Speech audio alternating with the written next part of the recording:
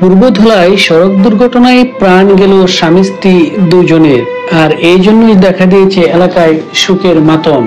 নেত্রকোনার পূর্বধলার সাঙ্গজ বিরিশিরি আঞ্চলিক মহাসড়কে পাবই শেখপাড়া নামক স্থানে প্রাণ আরএফএল এর কোম্পানির কাভার ভ্যানের সাথে ধাক্কা লেগে অটোরিকশায় মুখোমুখি সংঘর্ষে দুইজন নিহত হয়।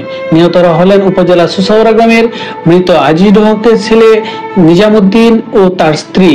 প্রত্যক্ষদর্শীরা দৈনিক সংলাপকে জানান, শনিবার সন্ধ্যায় 7টার দিকে একটি ব্যাটারি চালিত অটোরিকশায় করে ছেলের পুত্রবধূ দেখার জন্য স্বামী স্ত্রী সহ দুজন অটোরিকশা নিয়ে যাচ্ছিলেন সেদিকে।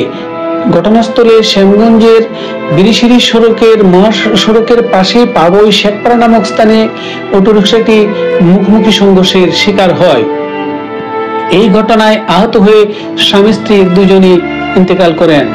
এ নিয়ে পূর্বধলার এলাকায় চলছে শোকের মাতম। আজ তার জানাজায় হাজারো মানুষের উপস্থিতিতে নেমে আসে কান্নার রোল। পূর্বধলা থেকে মোহাম্মদ হাবিবুর রহমান, দৈনিক সংবাদ।